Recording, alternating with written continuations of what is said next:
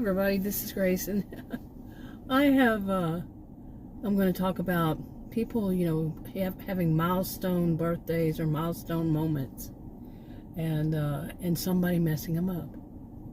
Okay, now one of the reasons it's on my mind is that, this time of the year, today is May 31st, 2026. Adam, who's older than I, he says that he keeps seeing these signs in the neighborhood, people's lawns, like we saw one house last year, kept, seeing, they had it all year long, the graduate of 2025, and now he's seeing them, the ones that say the kid lives there, graduate of 2026, a teenager, and, he was just remarking about that, and then today we went to a restaurant, and then, for lunch, and then we went by Dollar Tree, and somewhere neither one of us could remember where it was, whether it was in our neighborhood or somewhere in between those two places. We saw another one in somebody's yard, and so that was on my mind because of this, and that's a big milestone. But because also, like me, Adam grew up in a country across the globe, so it was a bit different there, and than it is here in the United States. And this is Texas. Now, when I graduated, I was 17, but like a week or two later, I turned 18. So those two big things happen at one time. For most people, I guess here in the United States, most students, they become adults. And there's all the years they put in to go into school, and to 12th grade, graduate. Both those things happen. You end a big part of your life, the thing of going to school and being a kid. You become an adult. And then the rest of it is, a big chunk of it is up to you what you're going to do, if you're going to go into college or not, or you're going to go into whatever field you're going to go into. What is your decision? Lots of people make it before they finish school. Some don't. Some aren't certain. But whatever it is, this big milestone moments, the two back to back. Now, imagine someone who has a parent or parents, both of them, who makes these moments about them. The kind of parent, the kind of person who cannot have other people as center of attention for very long, even their own children. Okay, even their own children. The people what I've seen it mostly in is those who have behaviors of histrionic. And there was a movie, what was it called? Terms of Endearment, wasn't it? A long time ago. I rewatched it maybe just a few years ago, and is it Shirley MacLaine was the person in it? Is that the one? Yeah. But she's got to be the center of attention. When her daughter was was dying. I don't want to ruin the whole movie, but it has to be the center of attention. Everything has to be about her, and those kinds of, think of those parents when here it is, their child or children, or grandchildren, or, I say children, I'm thinking like nieces and nephews also, the families, close, nearby, grew up in the same town, like me, my graduate, my friends, my parents knew them, they knew their parents, this kind of thing. It was a closer community of people, and there's somebody in that that's going to try to make it a grown adult, a parent who's going to try to make it all about them. At least one. You see what I'm saying? And they ruin it. Not always happen, but say it does. And that can ruin it for that person who's just now becoming finishing up school, graduating, earning their diploma, and then the next step, they're becoming adults. They're going to be an adult, and they have to start their life as an adult. And here's this parent who's making it all about them. Now, I mean, that would be bad enough. They have to be in the spotlight. Like they have a graduation party or something like that. And that parent has to be the center of attention. And pushes for that to happen. Now, when I graduated, I have vague memory of what happened. But I do know, I grew up in Texas, grew up near the coast. And we rented a me and I don't remember the details. I don't remember how we did it or any of that. I don't remember those details. But we rented a cabin. This up on beams, I guess. What would you call it? Pier and beams? I don't know. Way up high on Crystal Beach going toward Galveston Island, Texas. Okay. And I don't know. See, because the year before, one of my sisters graduated, and I think we did the same thing. It could be the same place that we did. I don't know if we went to Galveston and whatever there, but the beach was fine back then. I don't know how it is now. But a lot of people did that. And a lot of students, that's what they did. They went to the beach. And I think my niece did the same thing that grew up there. And I don't know, it's a 7-hour trip from me to there, 7+ hour trip, so I wasn't there, but yeah, anyway, but back then, I don't remember anybody trying to make it about them, about like my parents or anybody. I just know that we went. And I think my sister that was a year older and a grade above mine, she went too. She'd already graduated, and she went with us. I just remember having fun. I remember a picture of me and her standing outside the door of the cabin and looking out, but I don't know whether it was when she graduated or when I did. But that was a norm, and I don't know what other people's kids do. And so, there's something that happens. Now, imagine that you have a family who they want to be a center of attention to a parent or parents. And also, if they're going to do anything for like graduation party, they're going to give you a present or something for your future, something. And they're only going to do what for you, what also benefits them. Okay, think about that. Like I said, my siblings and I, we got in our cars and we took off to, Galveston to Crystal Beach, and stay in the cabin. My parents didn't go with us. we were adults. I was an adult until like a week or two later, but, our parents didn't want to go with us. But imagine parents who do, who say, well, we're going to rent a cabin on the beach, and we're going to go with you, and they make it all about them. They are not going to do anything for you unless it benefits them too. And then they go and hang out on the beach, and you see what I'm saying? And then they take you to a restaurant that they want, the one that they want to go to, and whether they're the restaurants they like. And they if they buy something for you, it's whatever is a future investment for them. Maybe they even buy an auto for you, the one they like. Okay, and that you can carry, that you'll be toting them around.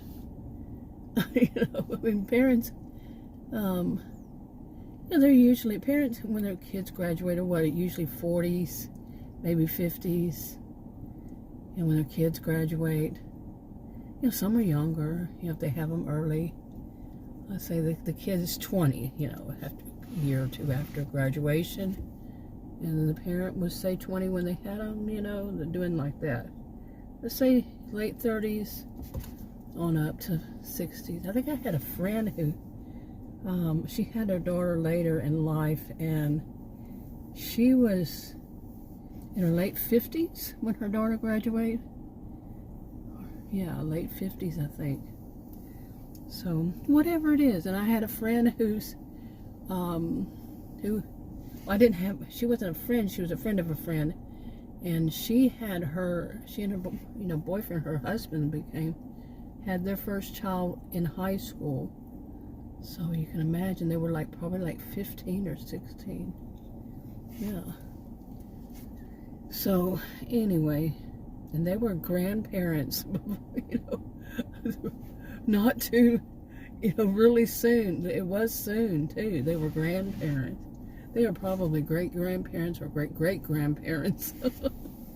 But man, that was the only family like that we knew of. And anyway, but like I said, just imagine that the parent or parents make it all about them. How about the ones that they'll say they don't have any money, yet you just saw them go out and buy themselves some,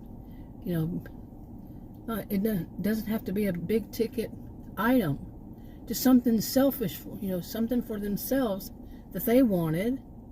Like, I know there are a lot of people who can't have a hard time. I was one of them, having a hard time when I was young, making ends meet. Oh my goodness, literally enough money for groceries. One time Adam had moved, we met and married when I was 18. One time he had moved to California, and I stayed in Texas, and I didn't ask him to send me money. We were separated, and he came to visit at some point, and he said, "Why didn't you tell me? I was a starving student." I'm serious. Okay, I'm a kind of a bright person, but I just didn't. And I'd go and buy, back then Burger King had dollar Whoppers. I said, isn't that what they're called, Whoppers? And I'd get, that was my meal. My meals weren't very nutritious, because other than that, it was beans and rice, stuff like that. And like he said, all you had to do was ask me. And so I remember he said, let's go buy groceries, and stocked up my cabinets and my refrigerator, because he was going back to California. And then he came back not too long after that, and I moved to California with him. But then we came back not too much later. I didn't like it. I came back, and eventually he did. So there's a whole history back then, and I didn't really care too much for it. I'm Texan. I've lived in several states. I'm born and raised in Texas, but I moved after I graduated. I moved around quite a bit for 20 years, and even more than that. I stayed somewhere for a while. But anyway, so get back to this with the parents. I do kind of stream of consciousness, wherever my brain takes me, go with my own flow. But the people who, just imagine that you're that one whose parent they actually have money, but they don't want to spend money unless it benefits them, like I said. And they just imagine you have a parent or just one parent, the parents are divorced and you hardly ever see the other parent, and that one that you stay with does stuff like goes out and buys themselves things, real expensive things, and for your milestone moment, or moments, your birthday and that, they go to Dollar Tree or to Walmart and buy you $2 or $3 items and give it to you. And they just spent a big old chunk of money for themselves. You know what I'm saying? How hurtful that is. It's not about the gift. It's not about being something bought for you. It's the thought that counts. You know how people say that around Christmas? It's the thought that counts. And when a person is, they don't have enough money, they literally do not have enough money. If they go out and buy you a little thing, you know, that's one thing. It's the thought that counts. It's that they wanted to give you something. You know, they sacrificed themselves a little bit. I don't think people should be martyrs for cause, but some do. But just, you know, a little bit, a couple dollars or whatever. It's the thought that counts, that they actually took the time, you know, or took a couple dollars out of their pocket. Because a lot of people on fixed incomes, I'm telling you, we had some rough times, Adam and I. Oh my, man, we really had some rough times. And, you know, like I've said in other videos, people will tell you to work smart, not hard. Well, some people can't. But some people have to work both hard and smart, and some people just have to work hard to try to make it. That's all they can do. Don't let anybody make you feel bad if you don't. We had to work both hard and smart. And that was our way in life. You know, I'm not saying everybody should be like us. We're comfortable now. I still live frugal. Our house is the main thing. We wanted the house. We got it, you know, it's a 2-story house, and worked hard all those years to get it, you know, to get to that point. But it was, you know, hard and smart. And some people, they can't. Some people are on fixed incomes. Some people just, you know, they just couldn't wherever they live. It was tough. It was hard. Whatever it was the case, some people disabled. Some people, now they're elderly and they don't have enough money, and, you know, to even afford their own home, this kind of thing. And they're barely getting by, but they might, you know, go to Dollar Tree at Christmas and, you know, buy everybody some candy or something. It's the thought that counts. You know, they wanted to say, hey, look, I bought you something. They know they're not superficial. And they don't say, oh, I have to have the latest cell phone, you know. Speaking of which, Adam just come out. We're getting new cell phones for my birthday. Hey, does that fit this thing? We are getting new cell phones for my birthday. Well, we both got our cell phone at the same time, the same kind of cell phone. And both of them are not, mine and his, they're not wanting to charge anymore. It takes hours now. The batteries are getting old. But he was one that would let his drain practically almost completely. Mine, I always kept it charged up. We said this when we got him. We were going to test and see, you know, what happens. How, you know, is his going to be, because you hear all these people say, well, you need to let your battery do this, or you shouldn't let your battery do that. You know, you can find one who says yes and one who says no, you know, so, and whatever. But basically, both of them happened at the same time. So, hey. Anyway, so we're going to get new cell phones. They're not going to be the expensive one. We could probably get them $400, $500. Whatever just is enough. You know, neither one of us want something fancy. And, you know, we have a lot of devices in our house. We have 2 computers that we will use. I think I have a laptop somewhere, and we finally have 3 TVs. We used to only have 1 for like 20 years. We only had 1, and I wasn't much on watching TV, and you know, other people who in our house, in or out, nobody was really into watching TV but Adam. You know, people in our lives. So that's how I'm putting it, and that's my story, and I'm sticking to it. But anyway, you know what I'm saying. But it just, to roll back to Adam's outside smoking a cigarette. I don't let him smoke in the house anymore. Nope. He won't, because I got that pneumonia. I got pneumonia. Oh no, it was like a month and a half, 2 months ago now. I don't know. He stopped. And the way he puts it is, she won't let me smoke in the house. He's older than I. You know, he could, but I can't handle it. It's just too much on me. So he sits outside and smokes, or he goes into the garage or the back patio, you know, wherever. And right now he's in the front yard and distracting me. distracting me. But anyway, I mean, you know, people need to stop being so self-centered. Now, me, you know, say, imagine you see this on somebody's video. When I see it, I think, oof, how self-centered of that parent. And I feel for the new adult, and the new graduate, new adult, if you know, it's on video or if somebody in the neighborhood, and I hear a story that they want to go take their kids to somewhere where they're going to have a really good time. The parents, you know, are going to benefit from it, or somebody I know, you know, this kind of thing.